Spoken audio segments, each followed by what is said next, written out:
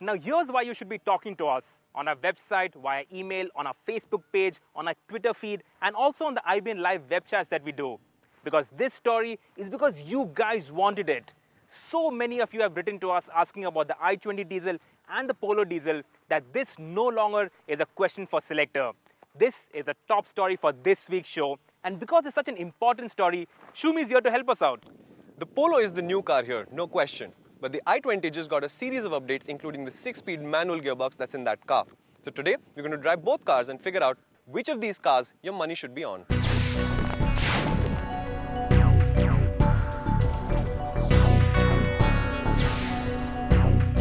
Now, both cars are contemporary international designs, but that is the only similarity.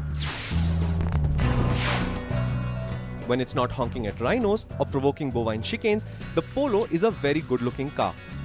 The Germans' decision to keep the lines taut and simple give it a rugged but undeniably stylish look.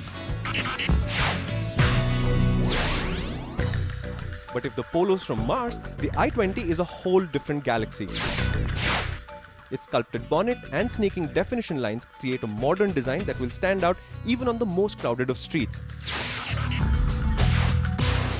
But since styling is a subjective choice, picking a winner on this count comes down to build quality, and that's where the Polo streaks ahead of the i20 with its consistent shut lines, heavy feeling panels and the superb paint job.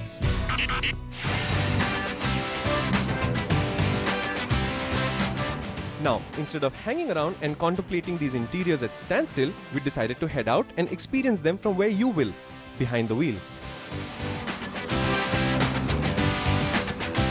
There's no doubt in my mind that the i20 has more space than the Polo, especially at the back where our producer Sohin is sitting so comfortably. And if that's one of the crucial things in your decision making, there's no doubt left. The i20 has more. The i20 also has another advantage. The center console is better laid out than the Polos, and therefore you have more cubby holes and more space for your things. Meanwhile, in the Polo, Sirish seemed quite comfortable behind the wheel. But how would Sohini fare in the back? Now this is the base variant of the Polo. As you can see, there is no stereo, there's no bright work around the vents or the controls, but quality of materials, the fit, the finish, the textures, the colors, everything is top drawer. You feel like you're sitting in a much more expensive car. It really pampers you. And this car up front is very comfortable. But the one serious drawback is space at the back.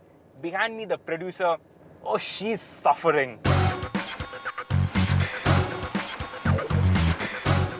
Interiors out of the way, we moved on to engines, and what a relief it was. Unlike petrol hatchbacks, where we have precious little to choose from, in their diesel avatars, the Polo and the i20 could not be more different.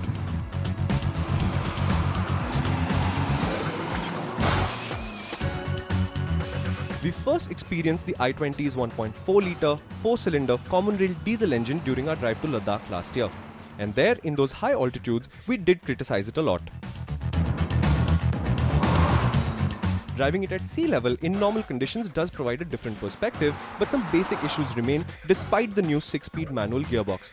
Progress is slow till 1800 RPM when the turbo kicks in, and then in a flash you're doing over 120 kilometers an hour. When the turbo is spinning though, the i20 has no equal, but drop out of the rev range, say below 1700 RPM, and it's really slow.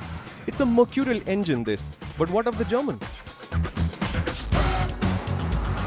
The Polo gets the smallest diesel engine you can find in the country today. It's a 3-cylinder 1.2-litre diesel which makes 75 PS of power. As you can imagine, performance is no great shakes. 100 takes 16.1 seconds, which is a full 3 seconds slower than the i20. But this engine is tuned for fuel efficiency. In fact, it's got a neat little gear indicator over here, which is now telling me that I should shift to third to get the best possible fuel efficiency. It's a relaxed, lazy-going engine, not an engine that will really delight the enthusiast in you. But what undoubtedly delighted Sirish, plastering a huge smile on his face, in fact, was the Polo's handling. While there might not be a juicy engine under the hood, the rest of the car is really an enthusiast delight. The ride quality, it's slightly firm, so you feel slight amount of jiggles, but the way it soaks bumps at speeds is just phenomenal. The stability at speed is incredible. No other small car matches it. And the handling also, it is top drawer. This is the car that you really enjoy driving. And despite not having enough power from the engine, it's still fun to drive. Go figure. In feel, the i20 is the consummate city car. It was designed for the urban environment. The steering wheel is really light, the pedals, no effort at all. It's an easy car to drive, easy to park, and I think that's the core of this car. It's easy and it's meant for the city. Take it out on the highway, it hacks it, but not with the confidence that the Polo does.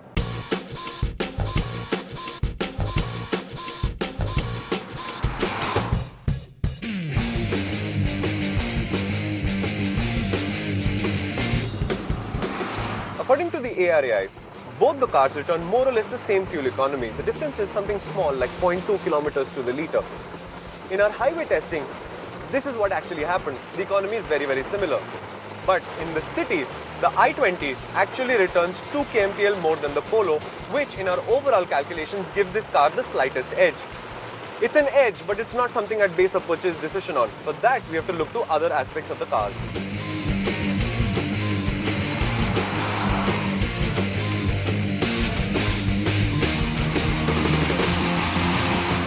In the small car market, pricing is crucial, and the Polo is always cheaper than the i20. 60,000 bucks cheaper at the bottom end, 40,000 bucks at the top. But the Hyundai justifies the price. 40,000 bucks extra buys you 6 airbags. So if safety is your priority, this is the car for you. It gets aux and USB. So if you like music in your car, again, this is the car for you. In fact, the i20 top model comes loaded with a bunch of features like automatic air conditioning, one-touch mirrors. This is a well-equipped car. And then you have the car itself. The i20, it has more space inside. It has better ride quality. The engine, it is slightly more fuel efficient and it is more powerful. So if you're looking for a premium diesel hatchback, a car where you primarily be sitting at the back, the i20 is the car for you. But if you value driving, well, the Polo makes a lot of sense. No other small car has a ride and handling balance as the Polo. Behind the wheel, she's an absolute driver's delight. So if you're a driving enthusiast, and I suspect that you are because you are watching Overdrive, the Polo, well, book it, wait 4 months, and this car should be in your garage.